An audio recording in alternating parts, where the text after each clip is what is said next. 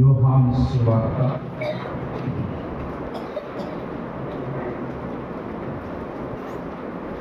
18వ అధ్యాయం మొదటి వచనాన్ని చదువుకుందాం. నేను ఈస్టర్ అయిపోయే వరకు ఎప్పుడు వాక్యం చెప్పినా ఈ అధ్యాయాలే చేస్తాం. ఒక్కొక్క వచనాన్ని ధ్యానం చేసుకుంటూ వెళ్తాం. ఎందుకంటే ఫ్యాషన్ ఆఫ్ ది క్రైస్ట్ కదా, ఈ 18వ అధ్యాయం, 19వ అధ్యాయం, 20వ అధ్యాయం, 21వ అధ్యాయం, ఈ అధ్యాయాల ఆధారం చేసుకుని ఫ్యాషన్ ఆఫ్ క్రైస్ట్ అనే పిక్చర్ని తయారు చేశారు. సో ఈ 18వ అధ్యాయం నుండి 21వ అధ్యాయం వరకు ఏమున్నాయో మనం కూడా నేర్చుకుందాం. ఈరోజు మొదటి వచనాన్ని చదువుదాం. బైబిల్స్ ఉన్న వారందరూ కలిసి నాతో కలిసి చదవండి. మాటలు యోహాను సువార్త 18వ అధ్యాయం 1వ వచనం. యేసు ఈ మాటలు చెప్పి తన శిష్యులతో కూడా కెద్రోను వాగు దాటిపోయిను. అక్కడ ఒక తోట ఉండెను.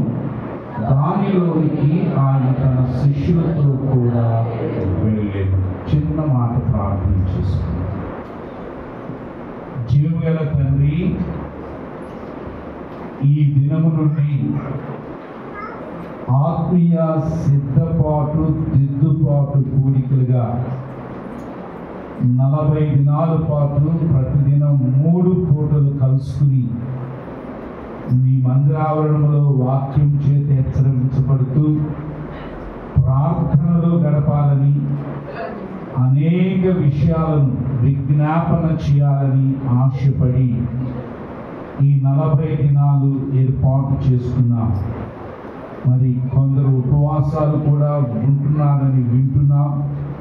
మీ చిత్తమయ్యా, ఈ 40 దినాలు అంటే ఈస్టర్ డే, ఈ 40 దినాలు బిడలు ప్రత్యేకంగా మీ వాక్యం చేత, మీ సన్నిధి చేత దర్శింపబడిన వారై, ఆత్మలో సిద్ధపడిన వారై, దిద్దుబాటు కలిగిన వారై, రాబోతున్న దినాల్లో ప్రతి వ్యక్తి, బేతేలులో ఉన్న ప్రతి సంఘ సభ్యుడు క్రీస్తు స్వారూప్యంలోనికి మార్చబడి ఈ నాయుడుపేటలో మమ్మల్ని చూచినప్పుడు యేసు క్రీస్తును చూడగలిగే స్థితిలోకి, స్థాయిలోకి ఈ 40 దినాల్లో మమ్మల్ని నాయనా రూపుదిద్దమని, ఇదిగో శిల్పకారుడిగా వాక్యమని ఉల్లి చేతని సన్నిధి చేత చెక్కి మా స్వరూప్యాల్లో, మా మనస్సుల్లో, మా ఆలోచనలో, మా తలంపుల్లో, మా హృదయాల్లో గొప్ప మార్పు తీసుకున్నామని కోరుతూ ఈ 40 దినాల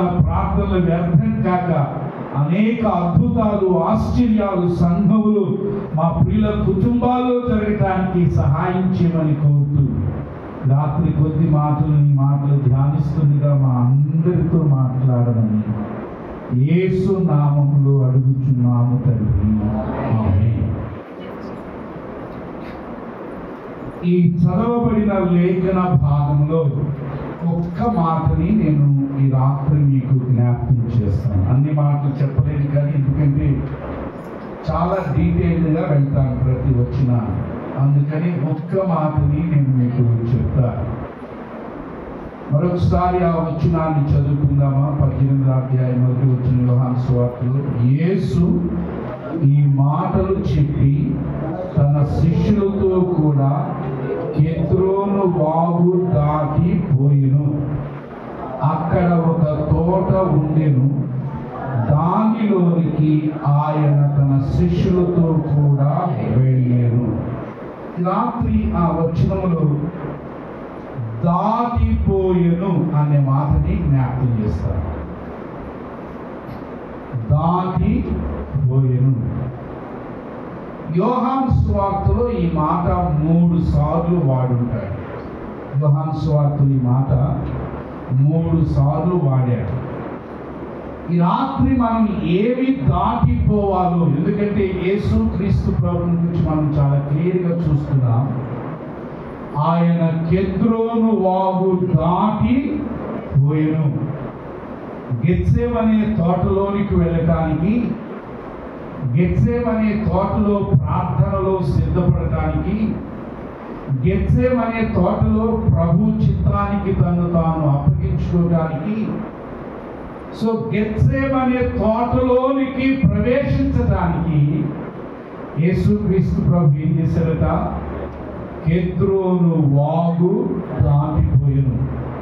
మీకు బైబిల్ చదివిన అనుభవం ఉంటే ఉందో లేదో నాకు తెలియదు, కానీ పాత నిబంధనలో కెద్రోను వాగుని గురించి మీరు చదివితే ఇది చాలా భయంకర పరిస్థితులు కనబడుతుంది. కెద్రోను వాగు దగ్గర బైబిల్లో 1-2 చోట్ల ఇది యెహోషాపాతు వాగు అని కూడా రాశారు. అబ్షాలోము తరిమినప్పుడు దావీదు తన సైన్యంతో వెళ్ళి కెద్రోను వాగు దగ్గర ఏడ్చారు, దుఃఖపడ్డారు. చాలా విషయాలు ఉన్నాయి. అయితే రాత్రి గెత్సేమనే తోటలోనికి వెళ్ళాలంటే ఖచ్చితంగా కెద్రోను వాగు దాటి వెళ్ళాలి. సో అందుకని మన జీవితాల్లో మనం కూడా గెత్సేమనే తోటలోకి చేరాలండి. గెత్సేమనే తోట అంటే ఏంటంటే ఆయిల్ ప్రెస్ అంటారు. అంటే నూనెను తీసే యంత్రమా లేకపోతే మర మిషను రకరకాలు. ఏమండి గెత్సేమనే తోట అంటే అది ఒలీవల తోట. సో ఒలీవల నూనెను తీసే గానుగు అక్కడ ఉంటుంది. అందుకనే దాన్ని, ఎందుకంటే ఇశ్రాయేలులో కొండలన్నీ ఇట్లా స్లోప్గా ఉంటాయి. అవన్నీ కొండల ప్రాంతమే కాబట్టి సమభూమిగా ఎక్కడ ఉండదు. ఈ సమభూమిగా ఉండదు కాబట్టి ఉన్న చోట్లల్లా ఇల్లు కట్టేవారు. ఇల్లు కట్టిన తర్వాత తోట వేయటానికి సమభూములు ఎక్కడ ఉండేవి కాదు. అందుకనే కొండ ఇక్కడ స్లోప్గా ఉన్నప్పుడు ఆ స్లోప్గా ఉన్న కొండలంతా కూడా ఏం చేసేవారు అంటే తోటలో వేసేవారు. ఆ తోటలు చాలా అందంగా ఉంటాయి. సో ఇప్పుడు ఆ గెత్సేమనే తోటలో, ఒలీవల తోటలోనికి ప్రభు వెళ్ళాలి. నేను గెత్సేమనే గురించి కూడా చెప్తాను ఆ మాట వచ్చినప్పుడు. ఏమండి ఆ తోటలోనికి వెళ్ళాలంటే దాటిపోయే అనుభవం కావాలి. ఏం దాటాలయ్యా అంటే టైం ఎక్కువ లేదు కాబట్టి, ఎందుకంటే కొద్దిసేపు మనం ప్రార్థన చేద్దాం. నేను 15 నిమిషాల్లో 3 విషయాలు చూపిస్తాను. యోహాను సువార్తలో దాటిపోయెను అనే మాట 3 సార్లు కనపడుతుంది. ఈ 3 అనుభవాలు ఈరోజు నేను మీకు జ్ఞాపకం చేస్తాను. మొదటి అనుభవంలోనికి వెళదాం. యోహాను సువార్త 5వ అధ్యాయం 24వ వచనం చదవండి. యోహాను సువార్త 5వ అధ్యాయం 24వ వచనంలోకి చదవండి. నా మాట విని నన్ను పంపిన వాని యందు విశ్వాసముంచువాడు నిత్య జీవము గలవాడు, తీర్పులోనికి రాక మరణములో నుండి. నెంబర్ 1 మొదటి మాట సందర్భం మరణములో నుండి జీవములోనికి.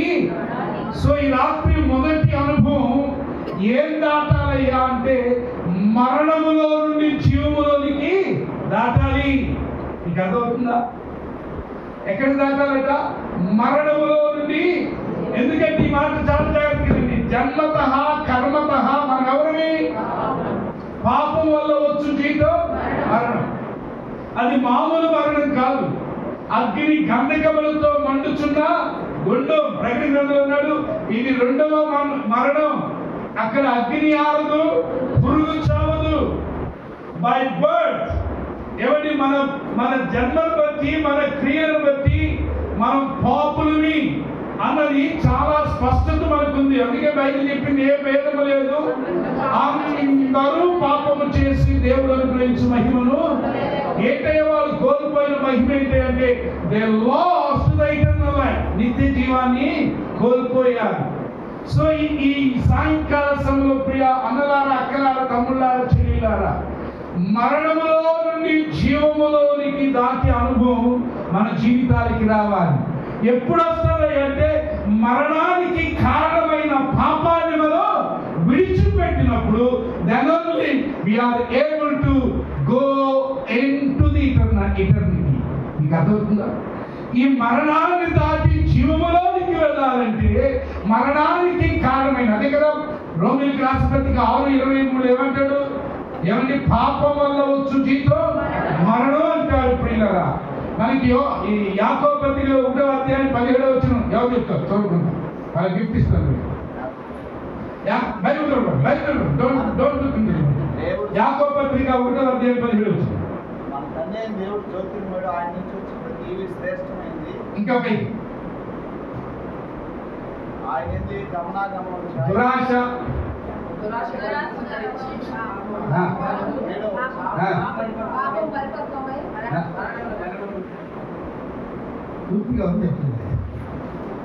ఏమని పాపము పరిపక్వమై ఏం కలదట అంటే ఇప్పుడు మీరు ఆలోచించండి, మరణం తప్పించబడాలని ఏం కావాలి? ఎందుకంటే because of sin we entered into the death.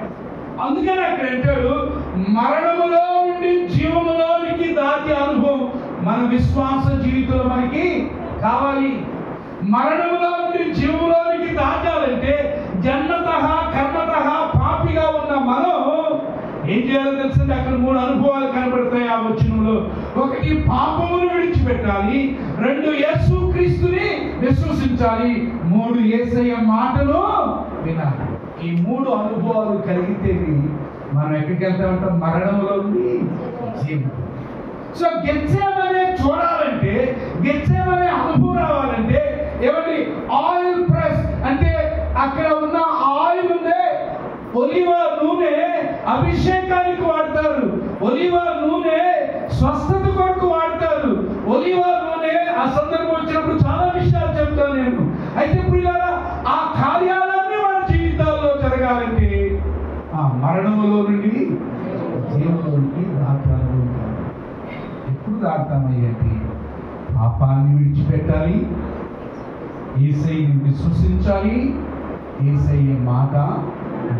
Number 1, మరణములో నుండి జీవములోనికి దాటి అనుభూలు ఈ 40 దినాలు మన జీవితాలు దేవుని సిద్ధపరచుకోవాలి. రెండవ అనుభవం చెప్తాను. రెండవ అనుభవం 6వ అధ్యాయం 1వ వచనం చదువుతాం. అటు తరువాత యేసు తిబెరియా సముద్రము అనగా గలిలయ సముద్రము దాటి, నెంబర్ 2 ఏం దాటాలట? సముద్రము దాటాలి. మీకు అర్థమవుతుందా? 1 మరణం దాటాలి, మరణం దాటితేనే జీవంలోనికి వెళ్తాం. 2వది ఏం దాటాలి తెలుసా? సముద్రము దాటాలి. యేసు క్రీస్తు ప్రభు సముద్రము దాటి వచ్చిన తరువాత అక్కడ ప్రజలకు మేలు కలిగింది. యేసు ప్రభు సముద్రం దాటి వచ్చిన తర్వాత అక్కడ ప్రజలకి దేవుని వాక్యం వినపడింది. యేసు ప్రభు సముద్రం దాటి వచ్చిన తర్వాత అక్కడి ప్రజలకి ఆకలి తీరింది. సో రెండవ అనుభవం ఏం దాటాలంటున్నారా? సముద్రం అంటే ఏంటి? బైబిల్లో ఒక మాట చూపిస్తా. సముద్రం దాటడం అంటే ఏంటి? ప్రకటన గ్రంథం 13వ అధ్యాయం 1వ వచనం చదవండి. మరియు 10 కొమ్ములను 7 తలలను గల ఒక క్రూర మృగము సముద్రములో నుండి పైకి వచ్చుట చూచితిని. దాని కొమ్ముల మీద 10 కిరీటములను, దాని తలల మీద దేవదూషణకరమైన పేర్లను. అంటే మీకు అర్థమైందా? సముద్రము లోకానికి సాదృశ్యం. రేపు యేసుక్రీస్తు ప్రభు ఏమని రాకడలో ఎవరు లేస్తాడు? క్రూర మృగం లేస్తాడు, అబద్ధ ప్రవక్త లేస్తాడు, ఘట సర్పం లేస్తాడు. వీడు ఎక్కడి నుండి లేస్తాడట? సముద్రంలో నుండి. వీడు లోకానికి సూచన అని చెప్పడానికి చాలా క్లియర్ గా రాసింది ఏంటంటే ఏ పేర్లు రాయబడి ఉంటాయట? దేవదూషణకరమైన పేర్లు రాయబడతాయి. అంటే రెండవ సత్యం ఈ రాత్రి మీకు చెప్తున్నాను. ఒకటి, పాపాన్ని దాడితేనే జీవంలోకి అనగా మరణాన్ని దాడితేనే జీవంలోకి వెళ్తాం. రెండవది, సముద్రాన్ని దాటాలి అనగా లోకాన్ని దాటాలి, లోక ఆచారాల్ని దాటాలి, ఎవరి లోక మర్యాదలు దాటాలి. వీటిని దాటకుండా దైవిక అనుభవంలోనికి నువ్వు వెళ్ళలేవు. ఏమండి? లోకము దాటకుండా, అందుకని కదా ప్రభువుకి రాసిన పత్రిక చదువుదామా? 12వ అధ్యాయం 2వ వచనం చదవండి. మీరు ఈ లోక మర్యాదను అనుసరింపక ఉత్తమమును అనుకూలమును సంపూర్ణమునై ఉన్న దేవుని చిత్తమేదో పరీక్షించి తెలుసుకున్నట్లు మీ మనస్సు మారి నూతన మగుట వల్ల. మీకు అర్థమైందా? ఈ అనుభవం ఎప్పుడు వస్తుందట? ఈ లోక మర్యాదను, సో లోక మర్యాదను విడిచిపెట్టినప్పుడు నీ పక్షాన దేవుని చిత్తం ఏంటో నీకు అర్థమవుతుంది. లోకాన్ని దేవుణ్ణి రెండింటినీ బ్యాలెన్స్ చేయాలంటే నువ్వు ఏ దారిలో నడవాలో నీకు అర్థం కాదు. అందుకని అంటాడు దేవుని చిత్తమేదో, అనుకూలమైనదేదో, వాట్ ఈస్ బెస్ట్ నీ జీవితానికి ఎప్పుడు తెలుస్తుందయ్యా అంటే నువ్వు లోకాన్ని దాటు. అది సముద్రాన్ని దాటు.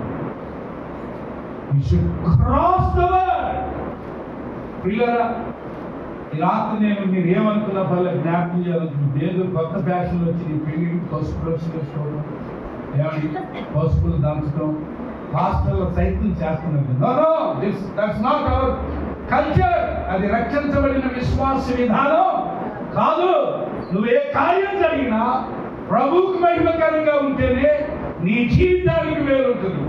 లేకపోతే రెండింటిని మెయింటైన్ చేసావంటే దేవుడు అక్కడ ఉండడు. నీకు అర్థమవుతుందా? ఏమండి ఆలోచించండి. ఒక నిండైన గ్లాసులు మరొకటి పోయగలవాకు పోయలేరు. గ్లాసు ఖాళీ అయితే తప్ప దాన్ని పోయలేరు. అలాగే ఉదయకాల్సంలో జ్ఞాపకం చేస్తుంది. చాలా ఉన్నాయి లోపల, టైం లేదని చెప్పడానికి, అందుకనే వాటి జోలికి అట్లా. ఏమండి, we should cross the world. లోక ఆచారాలను తీసుకొచ్చి పెట్టుకుంటున్నాం, లోక ఫ్యాషన్లు తీసుకొచ్చి పెట్టుకుంటున్నాం. ఫ్యాషన్ అంటే నేను అన్ని ఫ్యాషన్ల గురించి మాట్లాడట్లా, లోక ఫ్యాషన్లు తీసుకొచ్చి పెడుతున్నాం.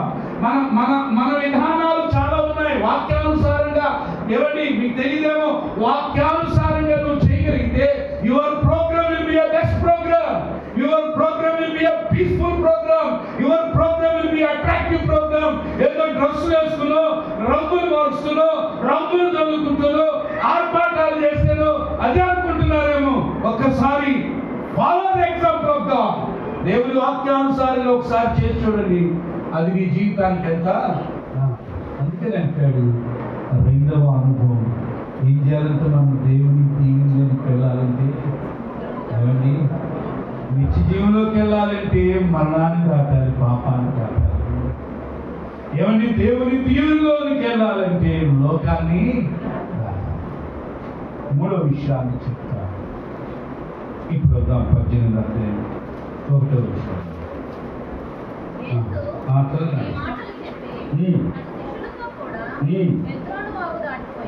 ఏం పోయాడట? ఒకటేమో మరణం దాటాడు, 2 సముద్రం దాటాడు, 3వది ఏం దాటాడంట? కెద్రోను అంటే చీకటి. కెద్రోను అంటే అర్థం ఏంటి? చీకటి. సేదార్ అంటే నల్లది అని అర్థం. సో ఇప్పుడు మనం ఆలోచిద్దాం, ఏం దాటాలంటున్నానా? చీకటిని దాటాలి. ఎందుకంటే ఈ యుగ సంబంధి అయిన ఎవరి దేవత మనోనేత్రాలకు ఏం చేసింది? ఈ గుడ్డోడికి చీకటి కనపడుతుందో వెళ్ళి కనపడుతుంది. ఈ చీకటిలో ఉండిపోయి సత్యమేదో అసత్యమేదో తెలియకుండా ఉన్నారు. సంఘాల్లో కూడా విశ్వాసులు కూడా ఏమండి గుడ్డోళ్ళు అయిపోయి చీకట్లో ఉండి ఈ చీకటిలో సంఘంలో ఏం జరుగుతుందో కూడా గ్రహించలేని విధానంలో ఉన్నారు. ఏది సత్యమో ఏది అసత్యమో గ్రహించలేని స్థితిలో ఉన్నారు. ఎంత వాక్యం వినబడుతున్నా ఏది సత్యమో ఏది అసత్యమో గ్రహించలేని చీకటిలో ఉన్నారు. అందుకే ఏం చేయాలంట? ఎద్దులోను దాటాలి. You should cross the darkness. ఎందుకంటే యేసుక్రీస్తు ప్రభు 2000 సంవత్సరాల క్రితం ఈ భూమి మీదకి ఎందుకు వచ్చాడంటే చీకటిలో నుండి మనలను ఆశ్చర్యకరమైన వెలుగులోనికి. అంటే మీకు అర్థమవుతుందా? ఎద్రోను దాటిందంటే you can see the presence of God. దేవుని వెలుగేంటో, దేవుని సన్నిధి ఏంటో.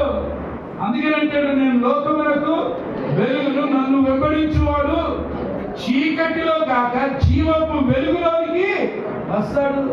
నీకు అర్థమవుతుంది? సో మూడవది, చీకటి క్రియలు మనం దాటాలి. We should not balance the spiritual life and the darkness life. చాలా మంది చీకటి జీవితాన్ని వెలుగు జీవితాన్ని ఎవరిని బ్యాలెన్స్ చేయాలనుకుంటున్నారు. చీకటి ఉన్న దగ్గర వెలుగుంటానికి మీ ప్రమాది. ఎందుకంటే ఈ యుగ సంబంధి అయిన దేవత వాడు వెలుగుతో వేషం వేసుకొచ్చి మనల్ని వెలుగులో ఉన్నాం అనుకుని మనల్ని భ్రమపరుస్తున్నాడు. వాడు రాత్రి నీ హృదయంలో, నీ జీవితంలో, నీ ప్రవర్తనలో ఎక్కడ చీకటి ఉందో అది తొలగించుకుంటేనే గెత్సేమని అనుకుంటున్నాను. గెత్సేమని అనుకుంటూ అది చెప్పిన రోజు మీకు అర్థమవుతుంది. నెక్స్ట్ కూడా అది వాగు దాటిన తర్వాత తోటలోకి వచ్చారు. ఆ తోట గెత్సేమని అది సందర్భం వచ్చినప్పుడు చెప్పారు. సో ఈ సాయంకాల సమయంలో ఈ 3 మాటలు జ్ఞాపకం చేసుకుంటాం. మరణాన్ని దాటేమా అంటే పాపాన్ని దాటేమా, పాపాన్ని విడిచిపెట్టామా? ఇది దాటకపోతే నీకు నిత్య జీవం లేదు. రెండవది, సముద్రాన్ని దాటాలి. సముద్రానిగా లోకాచారాన్ని, లోక మర్యాదల్ని దాటేరా. ఇంకా టైం లేదు, చూస్తున్నాం కదా. తెల్లవారుజామున 5 గంటలకైతే సింహద్వారం పెట్టుకుంటే బాగుంది. చీకటి లేదని సింహద్వారం పెట్టి చీకటి శక్తులే పరిగెత్తాయి ఇంట్లో. వేరే శక్తులు బాగుంది. సూర్యుడు లేచి నాకు పెట్టుకోండి దేవుని వెలుగు ఇంట్లోకి. అది ఎవరో రాసిస్తుంటాడు 5 గంటలకు సింహద్వారం. ఆడు సంపాదన కొరకు ఆడు చేయాల్సింది. ఈయన ఏ భ్రమలను పెట్టాలో ఆ భ్రమలను పెట్టాలి. మొన్న నేను ప్రభాకర్ అనుకుంటా నిన్నవాళ్ళ నుంచి నడిచి వస్తే రైల్వే స్టేషన్కి అక్కడ మంచి ఇల్లు, ఫస్ట్ క్లాస్ ప్రహరీ గోడ. మరి గేట్ ఆ ప్రహరీ గోడ పగలగొట్టి గేట్ మార్చేసారు. ప్రభాకర్ వెంటనే చూసి అలా నాయకులందరూ నవ్వుతూ చూడన్నా ఇప్పుడున్న గేట్ తీసుకెళ్ళి ఎవరు ఇప్పుడు సో లోక మర్యాద మళ్ళీ దాడితేనే దేవుని సమయం, దాడితేనే దేవుని మేలు, దాడితేనే ఉత్తమమైన వాటిలో మనం పాలు పొందుతుంది. మూడవది ఏం దాటాలన్నా అనగా చీకటి. చీకటి దాటగలిగితేనే, చీకటి క్రియలు దాటగలిగితేనే, చీకటి అలవాట్లు దాటగలిగితేనే గెత్సేమని అనగా ఒలీవల నూనెతో అభిషేకించబడే అనుభవంలోకి నువ్వు అన్లెస్ యూ క్రాస్. దాన్ని దాటకపోతే ఎక్కడేసిన గొంగలి అక్కడే అన్నది. ఈ రాత్రి ప్రియ దేవుని పిల్లగా మోకరించిన 10 నిమిషాలు పరీక్షించుకున్నాను. అంటే ఎక్కువ టైం లేదు, అందుకని కొంచెం స్పీడ్గా కొత్తగా మీకు తెలియజేశాను. 9 గంటలకు ముగిస్తాను కాబట్టి ఖచ్చితంగా రోజు ఉన్నాను. అంటే పిల్లలు ఒకసారి పరీక్షించుకుందామా? పాపాన్ని దాటేవా, లోకాన్ని దాటేవా, చీకటిని దాటేవా? ఆలోచిద్దామా? మీ ఇంట్లో ఇంకా సినిమాలు వినపడుతున్నాయంటే చీకటి ఉంది. నీ ఇంట్లో ప్రతిదానికి ఏడు లోక మర్యాదను అనుసరిస్తున్నామంటే you are still in the world. నీవు ఇంకా రహస్యపు కార్యాలు చేస్తూ పాపాన్ని విడిచిపెట్టిన స్థితిలో ఉంటే, అన్న, అక్క, తమ్ముడు, చెల్లి, నేను ఈరోజు చాలా ఫండమెంటల్ ట్రూత్స్, బేసిక్ ట్రూత్స్ తీసుకొచ్చాను. పాపం దాటకపోతే, లోకాన్ని దాటకపోతే, చీకటిని దాటకపోతే, ఈ 40 దినాలు నువ్వు ఎంత ప్రార్థన చేసినా నీ జీవితంలో దేవుని మీరు కలుగదు. ఎందుకంటే యాకోబు పత్రికలో చాలా క్లియర్ రాశారు. విమనస్తత్వం కలిగినోడు ఆయన ద్వారా ఏమైనా దొరుకునని అనుకోవద్దు అంటున్నాడు. ఏం దొరకదు అని చాలా క్లియర్గా చెప్తున్నాడు. యాకోబు పత్రిక 1వ అధ్యాయం 8 వచ్చింది. దేవుని బిడ్డలారా, ఈ మొదటి రోజు మనం దిద్దుతున్నాం మన జీవితాన్ని. ఇంకా దాటని పాపం ఉంది, ఇంకా దాటని లోక మర్యాద ఉంది, ఇంకా దాటని చీకటి ఉంటే, ఇదే మిక్కిలి అనుకూల సమయంగా దేవుడు నీకు జ్ఞాపకం చేస్తున్నాడు. నా కుమారుడా, నా కుమార్తె, నీలో ఇంకా పాపం ఉంది, దాటవా? నీలో ఇంకా లోకం ఉంది, దాటవా? నీలో ఇంకా చీకటి ఉంది, దాటవా అని ప్రభు ప్రశ్నిస్తున్నాడు. He wants to bless you. ప్రభు నిన్ను దర్శించాలని ఆశపడుతున్నాడు. వీటిని దాటింది ప్రభుని చూడలేవు, ప్రభుని అందుకోలేవు. ప్రార్థన చేసుకున్నాం. ప్రియ అన్నాక తండ్రి చెల్లి, ఎవరైనా ప్రేరేపించబడిన వారు, విత్తబడిన వాక్యం కొరకు ఎవరైనా ఒకరు ప్రార్థించాలని మనం చేస్తున్నాం.